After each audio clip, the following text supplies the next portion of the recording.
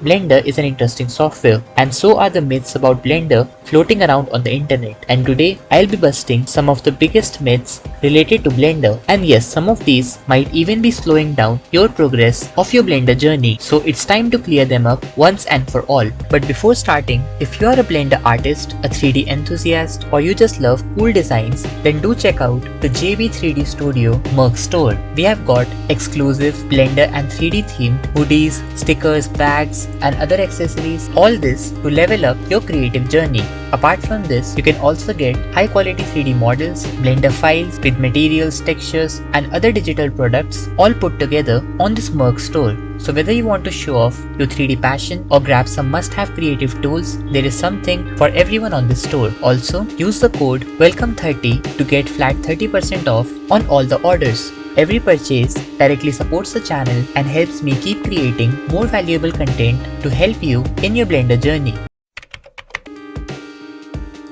So a lot of people think that Blender is just for the beginners. However, that's far from the truth. A lot of people also believe that Blender is not an industry level tool. But the truth is that even the studios like Ubisoft, Marvel, NASA have used Blender for different purposes. In fact, a Netflix film, Next Gen, which was released in 2018, was produced almost exclusively using the Blender software. A lot of people might also be surprised by the fact that the first large professional project that used Blender was actually in the movie Spider-Man 2, where it was primarily used to create animatics and pre-visualizations for the storyboard department. In fact, Blender was even used for pre-visualization in Captain America: The Winter Soldier. Then we have NASA, which used Blender to develop an interactive web application called Experience Curiosity to celebrate the 3rd anniversary of the Curiosity rover landing on Mars. In fact, you can find numerous such examples where either the entire movie or some part of it was created using the Blender software. And all these facts completely bust the first myth, which was that Blender is only for beginners or it is not an industry level tool.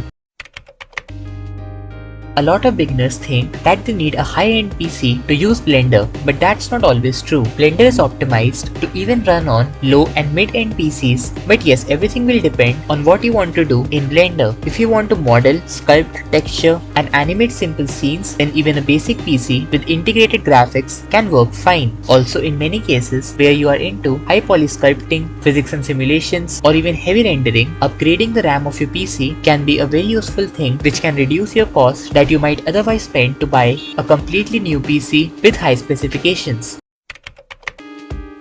A lot of people also think that you need to master all the features and all the skills to be actually good in Blender. But again, this is not true. Blender is a massive software with different skills and tools. Trying to master everything will slow you down. Most of the 3D artists who are actually pro in Blender don't always use every single feature or every single tool. They get really good at specific tools which are relevant to their work. For example, if you are a character artist, then you need to know about character modeling, the different concepts related to character rigging, different ways of character animation, things like walk cycle, motion, and other things. You definitely don't need to know about fluid simulations or maybe motion graphics, because the work of a character artist won't demand these other skills. So to conclude, you can always pick up new skills when needed, because Blender's workflow allows you to expand your knowledge over time without the need of you overwhelming yourself. Now, I've explained about this in complete detail in this particular video, where I also explained you the biggest mistakes that people do while learning Blender and how you can avoid making those same mistakes. But to explain everything in short, Blender isn't actually harder as compared to other 3D softwares. It's simply different from them. If you take one topic at a time and try to master each and every tiny detail related to that concept of Blender, then you'll realize that Blender is actually very easy.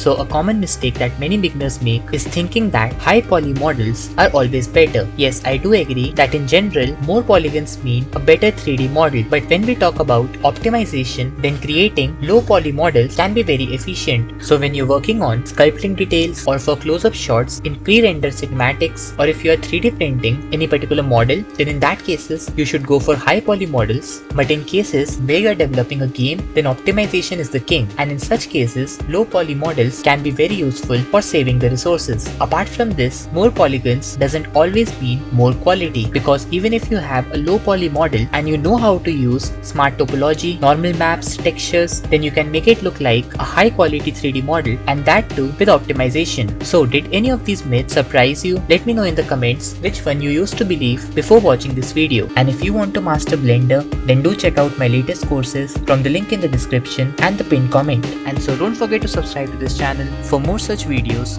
smash the like button and press that notification bell to get the latest updates. Thank you for watching, and we'll see you in the next one.